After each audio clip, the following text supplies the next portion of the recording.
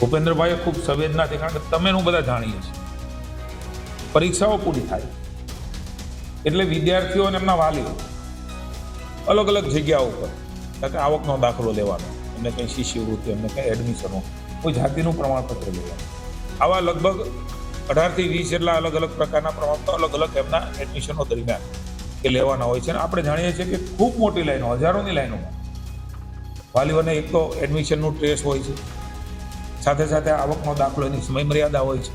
Form ભરવાની, કારણ કે બધું જ એ સમયબદ્ધ ચાલે તો જ એ પ્રકારનું આગળનું એનું વિદ્યાર્થીઓનું ભવિષ્ય પણ, અને અલગ જગ્યાએ અન્ય જગ્યાએ પણ આ પ્રકારના દાખલાઓની જરૂરિયાતો હોય છે. એટલે હોસ્પિટલમાં પણ આ પ્રકારના દાખલાઓ, આયુષ્યમાન ભારત કાર્ડ છે, અન્ય જે રાજ્ય સરકાર સવલત સામાન્ય માણસને પ્રાઇવેટ હોસ્પિટલ ને સરકારી હોસ્પિટલમાં જે પ્રકારે રાજ્યમાં ફાયદો મળે, એમાં એને અડચણ ન પડે, એમના માટે મહત્વાકાંક્ષી નિર્ણય. લગભગ મારો અંદાજ છે ત્યાં સુધી 70 થી 80 લાખ વિદ્યાર્થીઓ, એટલે કે પરિવાર ગણાય, હજારોની સંખ્યામાં, લાખોની સંખ્યામાં અલગ અલગ જગ્યા ઉપર તાલુકા પંચાયત હોય, મામલતદાર હોય, આપણી રોજગાર કચેરીઓ હોય, કે જાતિના પ્રમાણપત્રની કચેરીઓ હોય, આ બધી કચેરીઓમાં સરળતા એટલા માટે એમણે ચીફ સેક્રેટરીને સૂચના આપી છે. આ વર્ષે